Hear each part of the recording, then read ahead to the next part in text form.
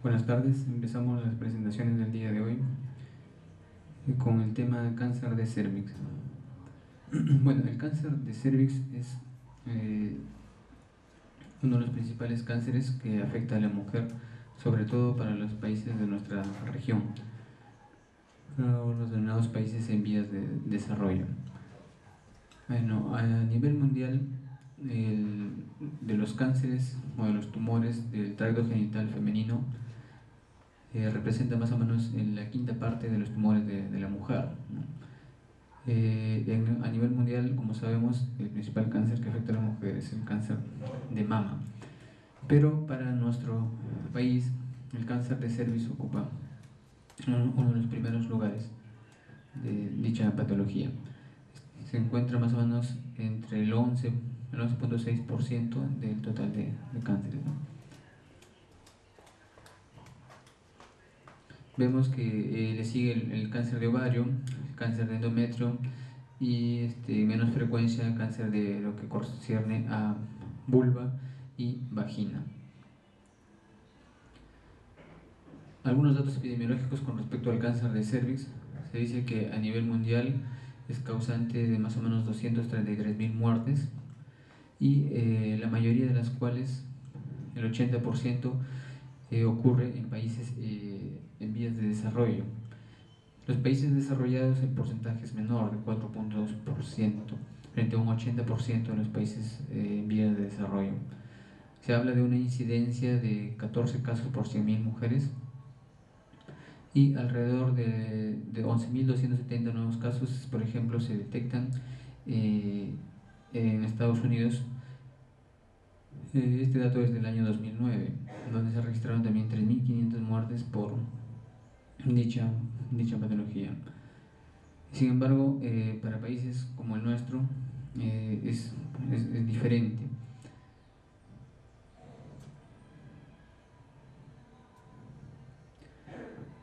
En lo que respecta, por ejemplo, en la región de América del Sur, la incidencia por año aproximadamente está en algo de más de 48.000 casos, de los cuales cerca del 50%, hablamos de 21.000 casos, van a terminar en muerte. De allí la importancia de dicho cáncer. Vemos, por ejemplo, en América del Sur, América del Norte, básicamente Estados Unidos y Canadá, con poblaciones muy mayoritarias, que la de América del Sur el porcentaje es menor, ¿no? Probablemente pues, debido a las medidas preventivas que ellos han adoptado para tratar de disminuir estas tasas. Sin embargo, hay regiones que están en peores condiciones que nuestra región, como por ejemplo Asia Sur Central, donde hay mayor incidencia y mayor mortalidad de cáncer de cervix.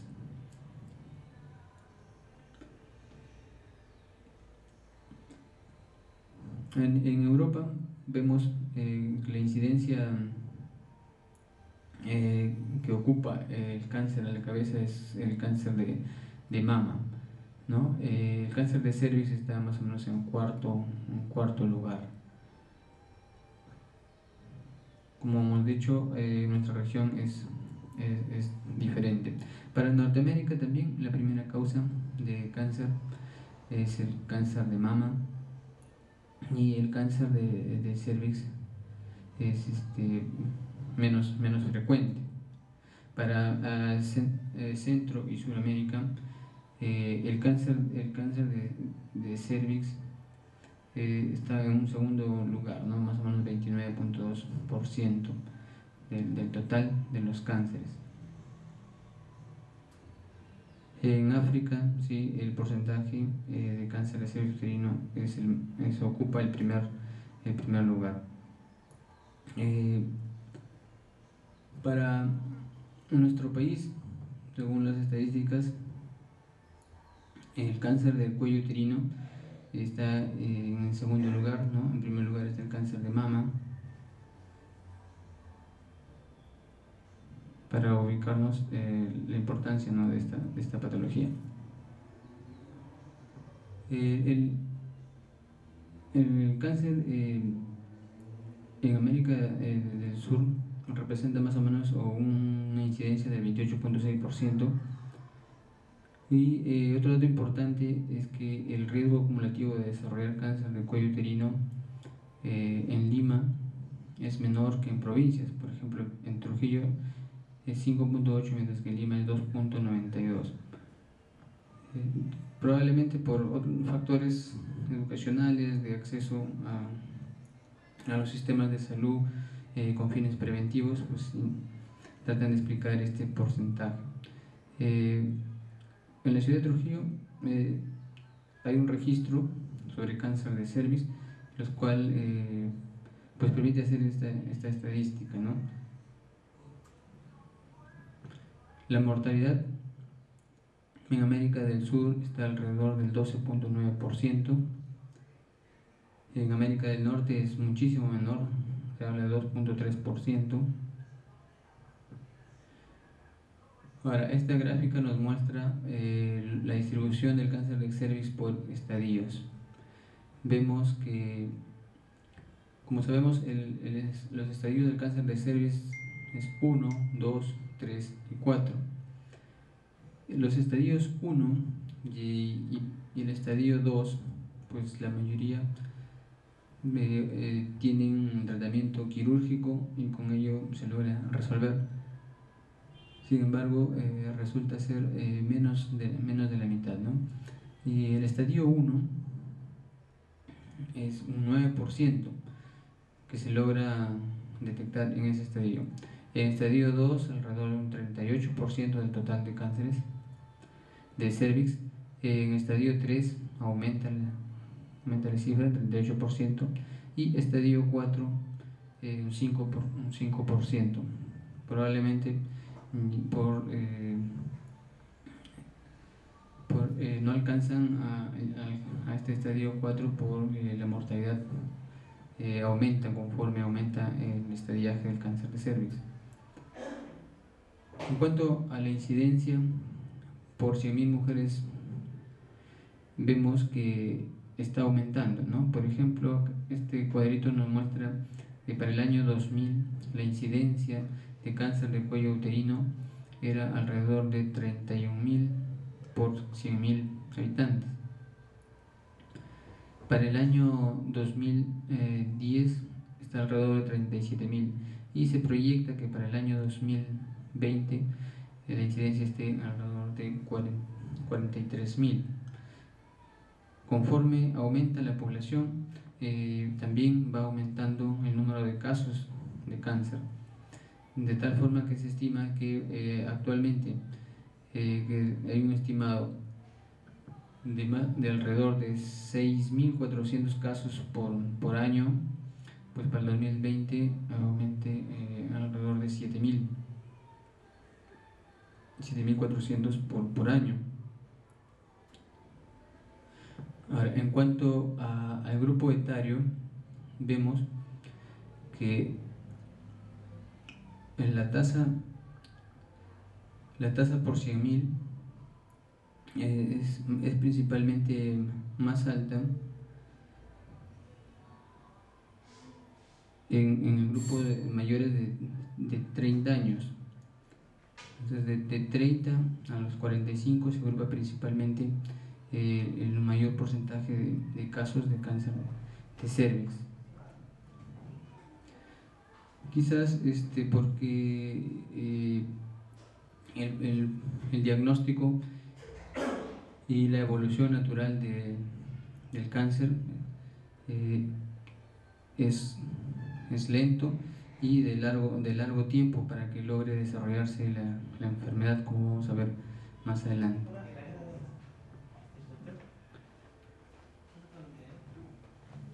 Esta es una gráfica donde nos muestra cómo ha ido la tendencia de las neoplasias malignas en el Perú. Vemos que la del cuello uterino básicamente está disminuyendo.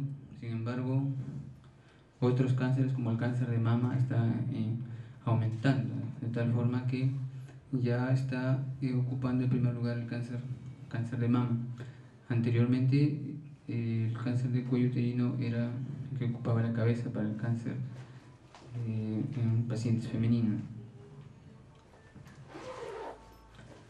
En cuanto a los factores de riesgo para desarrollar cáncer de cervix,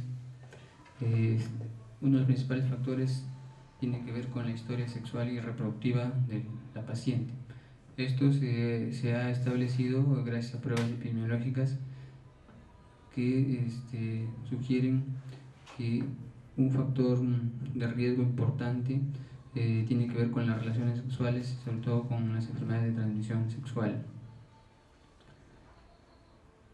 Ya este dato empieza a expresarse en el año de 1842 por el profesor Domenico Rigoni, y los cuales este dato se obtiene a partir del análisis de muertes en un determinado periodo en una población específica, ¿no?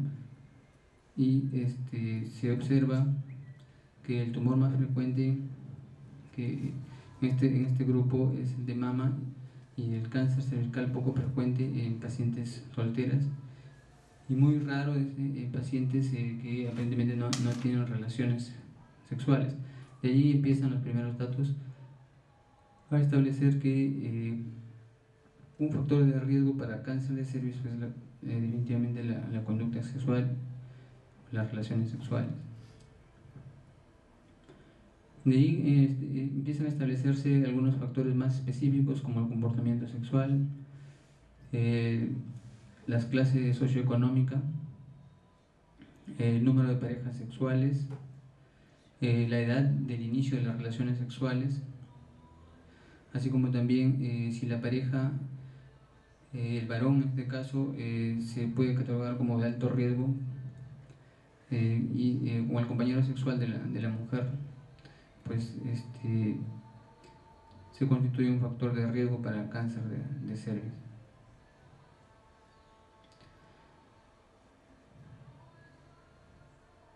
Entonces, habíamos estado mencionando que pues es muy raro en pacientes que no tienen relaciones sexuales. El compañero de alto riesgo, en este caso, pues se hace mención a la pareja que ha tenido, en este caso el hombre, más de una esposa, ¿no? Y si una de las esposas tuvo cáncer de cuello uterino, se ha visto que la siguiente pareja pues probablemente aumente la posibilidad de que también desarrolle cáncer de cervix.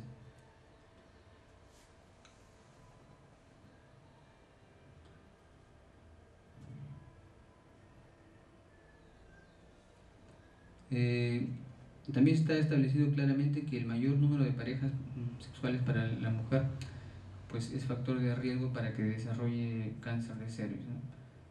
Si ha tenido historia de enfermedad de transmisión sexual, también es un factor de riesgo para desarrollar cáncer de cervix. El inicio precoz de la actividad sexual también es factor de riesgo. Lo que más o menos queremos ya adelantando es que el 99% de los casos de cáncer de cervix pues ya se ha establecido como factor etiológico al virus papiloma humano. Entonces es definitivamente el que está implicado, y por condiciones anatómicas y de desarrollo, una paciente mujer que inicia tempranamente su actividad sexual y la pareja le transmite el virus papiloma, pues probablemente haya mayor alteración o mayor susceptibilidad que desarrolle la enfermedad. El mayor número de visitas en el caso del varón a prostitutas, también por la transmisión del virus papiloma humano. El consumo de tabaco también está establecido como factor de riesgo. El compañero sexual que haya tenido más de 20 parejas, pues también está establecido como factor de riesgo, ¿no? Habíamos mencionado que el tabaco también es un factor de riesgo para sea de cervix. tanto por las sustancias que presenta, las múltiples sustancias que presenta el tabaco, lo cual va a afectar en la parte fisiológica del cervix, ¿no? O sea, va a actuar como un efecto carcinogénico directo o inmunosupresor local. Como sabemos, el virus papiloma humano, no hay un tratamiento o un medicamento que logre eliminarlo. Básicamente es un buen estado del sistema inmunológico que va a tratar de controlarlo. Si el tabaco tiene un efecto como inmunosupresor local, pues de esa forma pues actúa como factor de riesgo para desarrollar cáncer de cervix. La inmunosupresión, la inmunidad celular parece ser un factor involucrado, ¿no? Entonces, mujeres inmunosuprimidas tienen mayor riesgo, una progresión más rápida e incluso presentan etapas más avanzadas, ¿no? De ahí que una paciente con VIH positivo va a tener un riesgo aumentado unas 10 veces de que presente una lesión de alto grado, ¿no? Y sobre todo en lo que respecta a cuando el tratamiento es inadecuado, ¿no? de su cuadro de fondo. Bueno, el virus papiloma humano actualmente está catalogado como factor etiológico, ¿no? Se ha logrado detectar más o menos el DNA del virus en el 95% de cánceres invasores y lesiones precursoras. Sabemos que hay más de 100 serotipos de virus papiloma humano.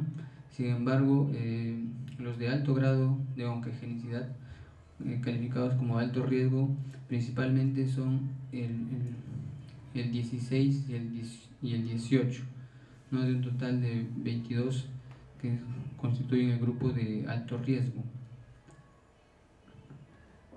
El virus papiloma humano, en la fase productiva de la infección viral, puede producir una lesión de bajo grado, cualquier tipo de virus papiloma humano, ¿no? La célula epitelial que se afecta por el virus papiloma humano es llamada el coilocito.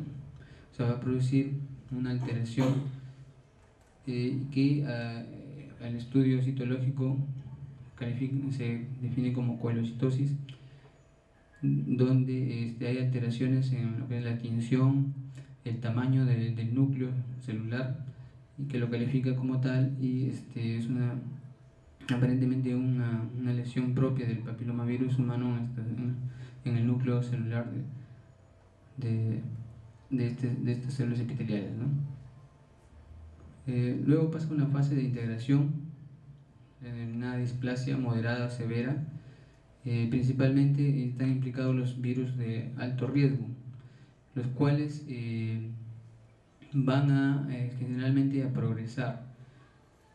De ahí que las displasias moderadas a severas, la mayoría se cataloga a que van a progresar. Cuando es una displasia leve, probablemente hay la opción de que regresionen. De ahí que cuando se encuentre una paciente con un resultado citológico y nos menciona una displasia leve, pues los esquemas de tratamiento o de seguimiento mencionan pues control, ¿no? En unos 6 meses, donde cabe la posibilidad de que su sistema inmunológico logre eliminar esta displasia. Sin embargo, los pacientes con displasia moderada a severa, la mayoría ya no van a regresionar, al contrario, van a comenzar a progresar, ¿no? Habíamos mencionado también el inicio de las relaciones sexuales a temprana edad, el mayor número de compañeros sexuales como factores de riesgo asociado, fumadoras y pacientes que han tenido, la pareja, el varón ha tenido cáncer de pene o próstata, también como factor de riesgo para que la mujer desarrolle cáncer de cervix. Hay otros factores también como el uso de anticonceptivos orales, eh,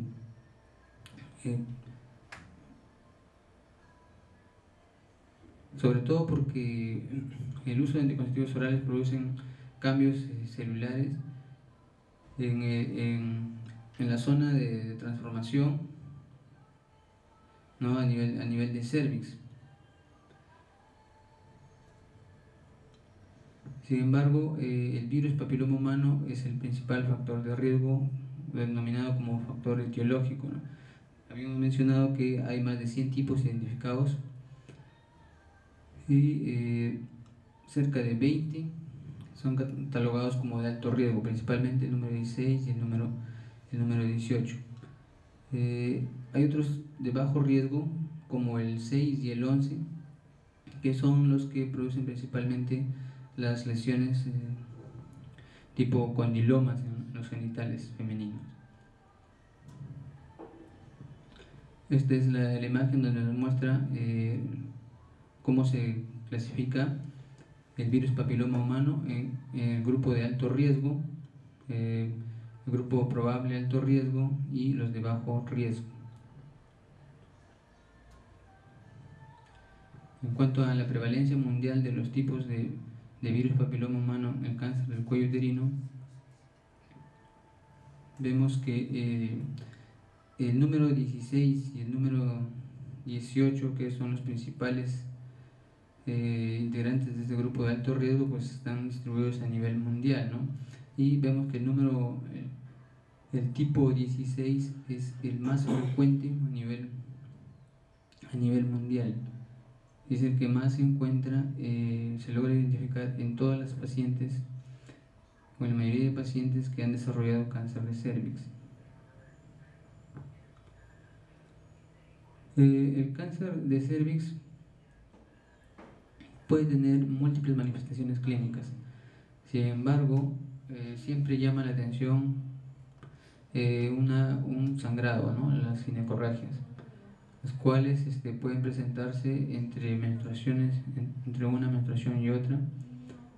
Puede haber sangrado posterior al coito, incluso pueden presentarse con menstruaciones más abundantes, la presencia también de un flujo seropurulento abundante, el mal olor en las secreciones vaginales. Puede haber también casos de infecciones vesicales recurrentes, incluso otras molestias urinarias, ¿no? Como aumento en la frecuencia y la urgencia miccional. Y en los casos ya donde hay compromiso o compromiso de órganos vecinos, puede haber otras manifestaciones, ¿no? Y también puede haber manifestaciones clínicas como consecuencia de la afectación de otros sistemas, ¿no? Manifestaciones de anemia, puede haber problemas de cuando el tumor invade ya los uréteres, problemas obstructivos, incluso con uremias bien marcadas por un problema obstructivo básicamente del tumor que afecta a los uréteres. Cuando hay compromiso del drenaje linfático, puede haber edema en los miembros inferiores. Cuando hay invasión a la vejiga, puede haber hematuria. O cuando el tumor logra invadir en la parte posterior del colon, puede haber obstrucción intestinal. Y el consumo proteico conduce a la paciente a la pérdida de peso y la caquexia conforme va progresando la enfermedad. El cáncer de cuello uterino puede adoptar macroscópicamente 3 patrones de crecimiento, ¿no? Un patrón exofítico, es decir, va a crecer hacia el exterior, que más o menos se presenta un 65%, y se presenta como una masa fungosa, o como si fuese un tipo un hongo. A la inspección es una superficie irregular, incluso al tacto y a la exploración es friable, ¿no? Y no se logra identificar el canal cervical, y en algunos casos se crea una lesión en forma de barril o una lesión en tonel. El crecimiento endofítico, que es hacia el interior, se presenta más o menos en el 35%, es decir, hay un crecimiento en profundidad y hay infiltración del estroma al estroma fibroso adyacente. Y la otra presentación es como un tumor ulcerado, ¿no? Donde suele erosionar el cuello, sustituyéndolo por una gran úlcera asociada con infección local secundaria. Pueden presentar necrosis, ¿no? Y desprendimiento tumoral, apareciendo como lesiones de aspecto crateriforme, menciono. Ahora, en cuanto al diagnóstico y a la detección, hay varias técnicas. Una es el famoso IVA, que es la inspección visual con ácido acético. Es una de las primeras pruebas o las pruebas más básicas que se puede realizar en pacientes en quienes se sospecha o se observa una lesión que podría corresponder a un cáncer de cervix. Sin embargo, las pruebas están relacionadas a lo que es la sensibilidad y la especificidad, ¿no? El IVA de los estudios resulta, en comparación con el Papa Nicolau, tener una mejor sensibilidad, pero la especificidad es menor que el Papa Nicolau. Entonces, el Papa Nicolau tiene una sensibilidad en las mejores condiciones de un 44%, pero una especificidad más alta, alrededor del 91%. Sin embargo, también dependen de la experiencia del observador, tanto en el IVA como en la persona que hace el estudio de la lámina del Papa Nicolau. Entonces, el ácido acético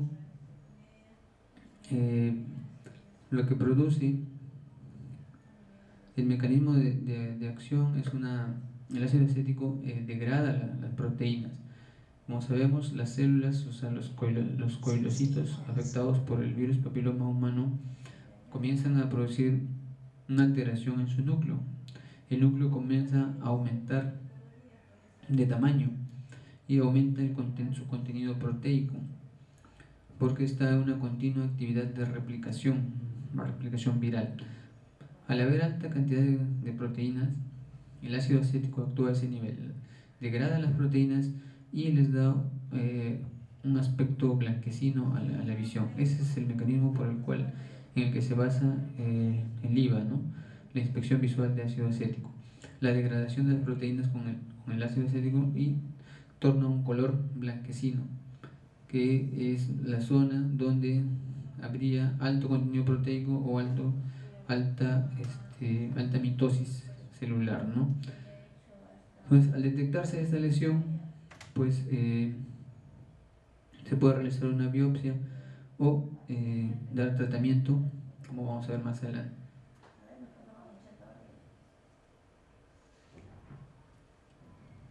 En cuanto a los procedimientos diagnósticos, pues generalmente en los programas de tamizaje o de detección a gran escala o en los protocolos, pues se inicia con el Papa Nicolau, ¿no?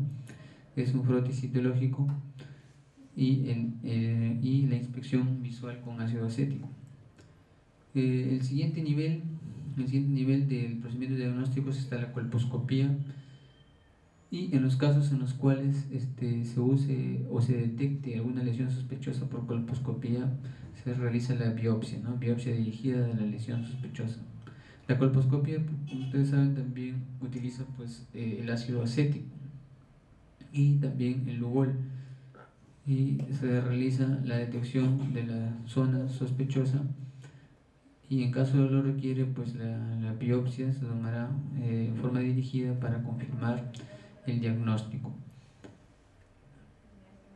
En los casos en los cuales hay una disociación, porque a veces en algunos pacientes se logra presentar el Papa Nicolau sale positivo, la colposcopía negativa o viceversa, pues se realiza la conización, tanto con un fin diagnóstico como también terapéutico.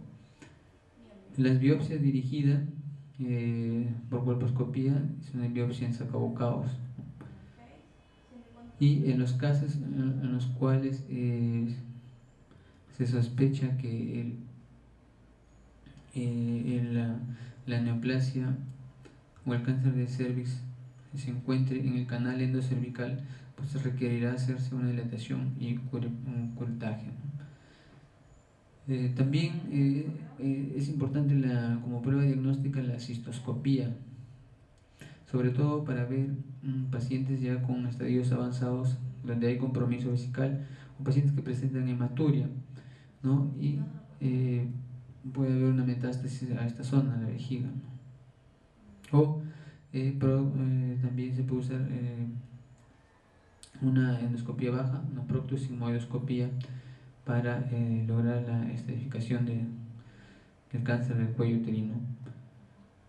También se puede usar estudios radiológicos, la radiografía de tórax, sobre todo para ver si hay metástasis a pulmón, la urografía excretoria para ver compromiso de uréteres, sobre todo por lesiones tipo compresivas. Puede haber procesos obstructivos como consecuencia de la presencia de un tumor a nivel de uréteres, ¿no? Y enema opaco también se puede usar cuando paciente se sospeche que hay un compromiso de colon o sigmoides, ¿no? Se puede realizar también la tomografía y la resonancia magnética para ver sobre todo la resonancia magnética, compromiso ganglionar de los ganglios o la metástasis, o ver ganglios sospechosos, tratar de determinar el nivel que alcance el compromiso del cáncer de cervix.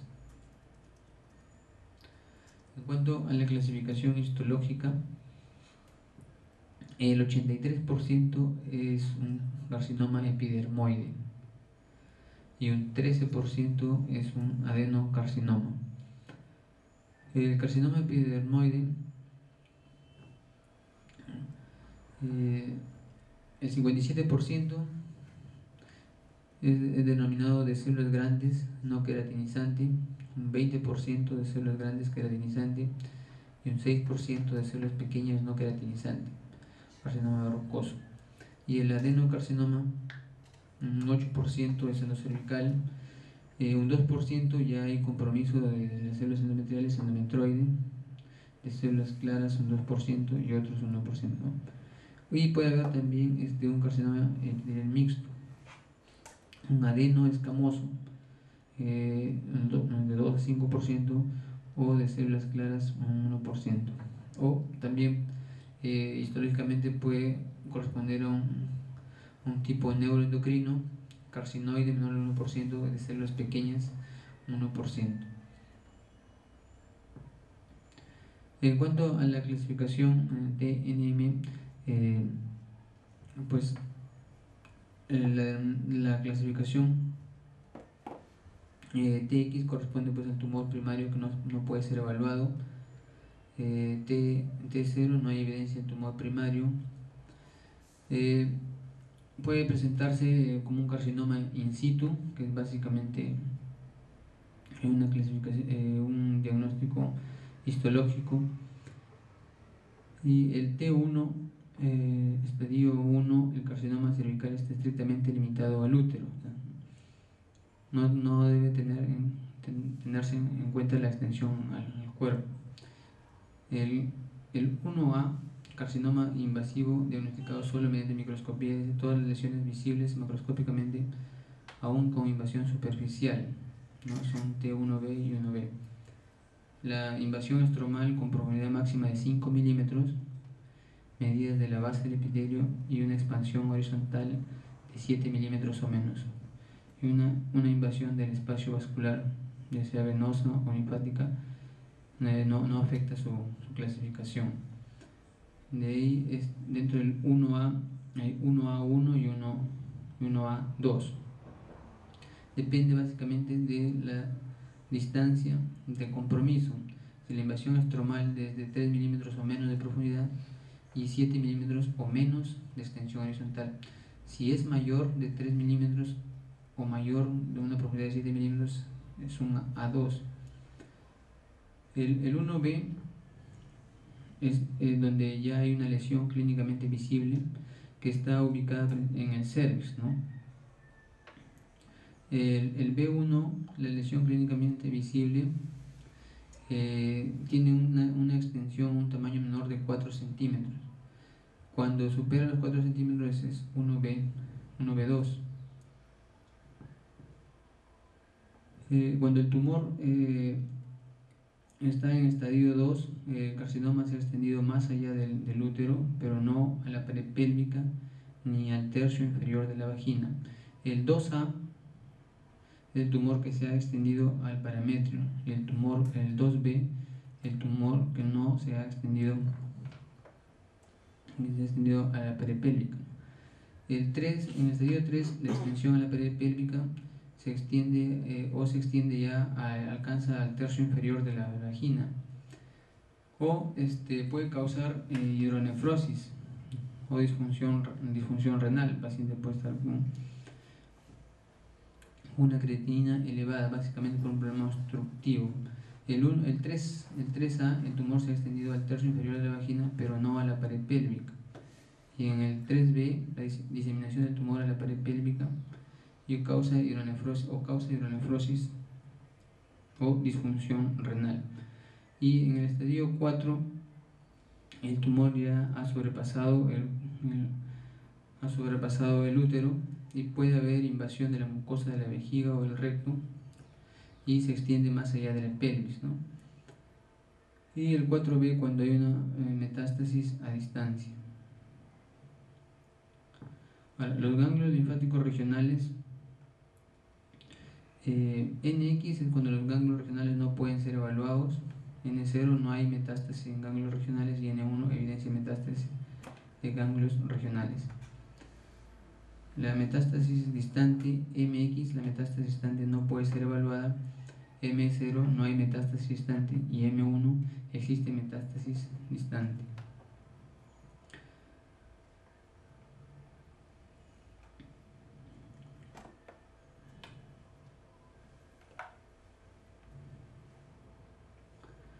Entonces acá vemos en forma gráfica el estadio, por ejemplo, 1B1, donde el tumor tiene un tamaño menor de 4 centímetros. El 1B2, cuando ya es mayor de 4 centímetros. El 1A es básicamente la lesión es microscópica, ¿no? El diagnóstico requiere confirmación histológica. El 2B ya ha superado el tumor, el cervix, comienza a sobrepasar el cervix, pero no llega al tercio inferior de la vagina ni tampoco a la pared pélvica. El 3A, el tumor llega hacia el tercio inferior de vagina, y el 3B hay un compromiso ya de parámetros, incluso está llegando hacia la pared pélvica.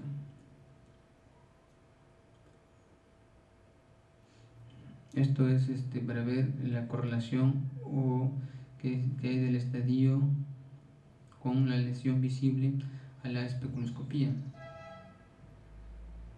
o al examen del tracto rectal, para ver si hay compromiso de parámetros o del hueso pélvico. El estadio 3B, la extensión a pared pelviana, o hay compromiso ya del uréter, ¿no? Produciendo una lesión obstructiva o una alteración en la función renal. El estadio 4A, hay compromiso a órganos vecinos, como por ejemplo el tumor invadido de la vejiga, o en la parte posterior invadido el recto. Y el 4B es cuando hay metástasis a distancia, principalmente a ganglios y a pulmón. Entonces, principalmente la metástasis es a pulmón, y se puede presentar en un 21% de los casos, ¿no? Y luego seguido por un compromiso de los ganglios, los paraórticos principalmente.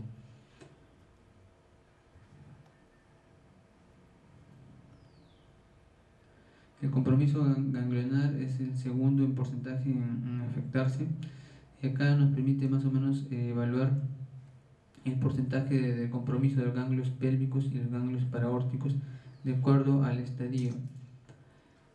Y vemos que, por ejemplo, hasta el estadio 2A, los ganglios pélvicos pueden estar afectados un 25% y los ganglios paraórticos un 11%. El estadio B un 31% y los ganglios paraórticos un 19%. De allí que el tratamiento quirúrgico es hasta el estadio 2B en la mayoría de los casos, ¿no?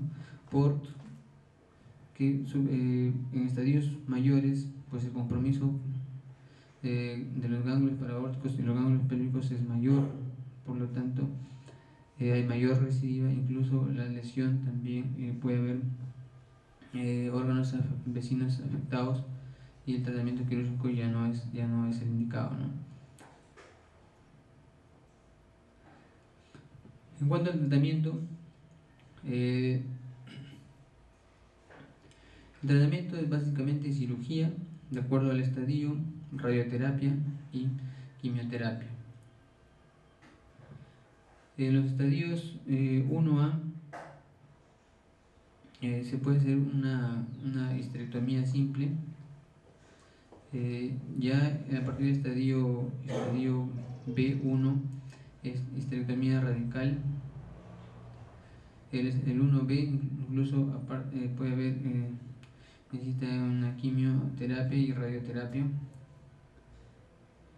El estadio 2B, que tradicionalmente se ha establecido como el estadio al cual todavía se puede realizar cirugía, pero en muchos de los casos requieren posteriormente quimioterapia y radioterapia. A partir del estadio 3, el tratamiento básicamente es quimioterapia y radioterapia, ¿no?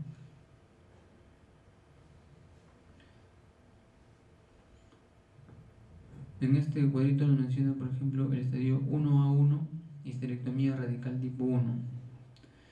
Conización también está establecido, o braquiterapia exclusiva. El 1A2, histerectomía radical tipo 2 más linfadenectomía o braquiterapia exclusiva. El 1B, una histerectomía radical tipo 2, 2-3 más linfadenectomía o radioterapia externa e intracavitaria. El estadio 1B, quimioterapia y radioterapia también está indicado. Y en el 2B se puede realizar una histerectomía tipo 1, sobre todo dependiendo del compromiso del tumor y del tamaño del mismo. En cuanto al pronóstico, si se logra detectar en las fases iniciales, pues hay alta posibilidad de curación. Es una causa frecuente de muerte, sobre todo cuando ya hay compromiso renal, no sé, un estadio 3 para arriba, ¿no? Sobre todo por un problema de la uremia, que causa el tumor a tener un efecto compresivo. Puede haber insuficiencia, otra causa de muerte es la insuficiencia respiratoria por metástasis pulmonar, hemorragias, ¿no? Y el consumo del paciente llevándolo a la caquexia. En cuanto a los factores pronósticos del carcinoma cervical en el estadio 1B, factores mayores capaces de afectar la supervivencia es el estadio clínico, la afectación de los ganglios pélvicos, la afectación de los ganglios paraórticos, el tamaño tumoral, el patrón de crecimiento tumoral, la afectación parametrial, la afectación de los estadios del tipo linfovascular y factores menores. O sea, está en controversia es la edad en el momento del diagnóstico y la presencia del virus papiloma humano, ¿no? Este cuadrito nos muestra más o menos de acuerdo al estadiaje o el estadio, la supervivencia a los 5 años. Vemos que, por ejemplo, para el 1A1, 96% tiene supervivencia a los 5 años. Entonces, conforme progresa el estadio, disminuye la supervivencia a los 5 años. De tal forma que, por ejemplo, en el 2B La supervivencia a los 5 años es del 74%. Y a partir del estadio 4 la supervivencia es menor al 25%.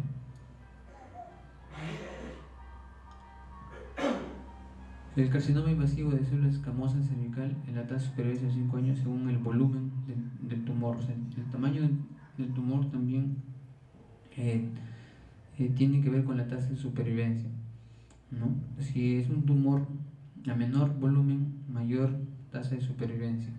De tal forma que si el tumor tiene menos de 2.5 centímetros cúbicos, la supervivencia está alrededor del 90% a los 5 años.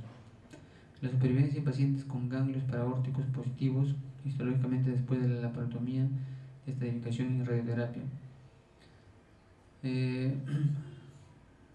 La supervivencia a los 5 años ha sido un poco, un poco variable, ¿no? Pero está entre el 20 y el 30% de supervivencia a 5 años, cuando hay un compromiso de ganglios paraórticos. Puede haber recidiva, sobre todo en el estadio 1B, 1A, cuando han recibido tratamiento quimioterápico, y se puede manifestar antes de los 24 meses, donde hay un compromiso o manifestaciones pélvicas entre el 50 y 70%. El estadio 2B a 3, la recidiva se manifiesta antes de los 18 meses. Y la recidiva se puede clasificar como intravaginal, cuando puede haber manifestaciones tipo sangrado, crecimiento del tumor, pélvicas centrales, cuando hay un compromiso o por infiltración a vejiga y recto, pélvicas laterales, cuando compromiso parametrial, compresión uretral, ganglionar, manifestaciones como edema en miembros inferiores, que pueden ser clínica de una recidiva, ¿no? Y a distancia, ganglionar, compromiso de los ganglios paraórticos, compromiso de los ganglios mediastínicos y supraclaviculares, y metástasis pulmonar, hepática y ósea principalmente. La recidiva pélvica depende también del tamaño tumoral, ¿no? O sea, mayor volumen tumoral, pues hay mayor posibilidad de recidiva de dicha patología.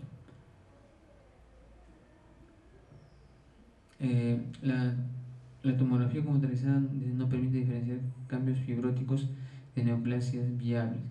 La resonancia magnética permite distinguir una mejor distinción de esta diferenciación, ¿no? Debido al mejor control de la tumoración local, es más frecuente recidiva a distancia sin recidiva local. Este cuadrito es para ver las localizaciones comunes y posibles del tratamiento de primera línea de la recidiva de cáncer cervical. Como si esa vagina, está indicado braquiterapia como primera línea. Si es a pelvis central, después de la cirugía, la radioterapia. Incluso si es metástasis a distancia, por ejemplo, pulmón, lobectomía, neumectomía, ganglios linfáticos, se puede usar la resección quirúrgica, al hígado, quimioterapia, al hueso, radioterapia externa, ganglios linfáticos paraórticos, combinación de quimioterapia y radioterapia. Bueno, eso es básicamente en lo que corresponde al cáncer de cervix.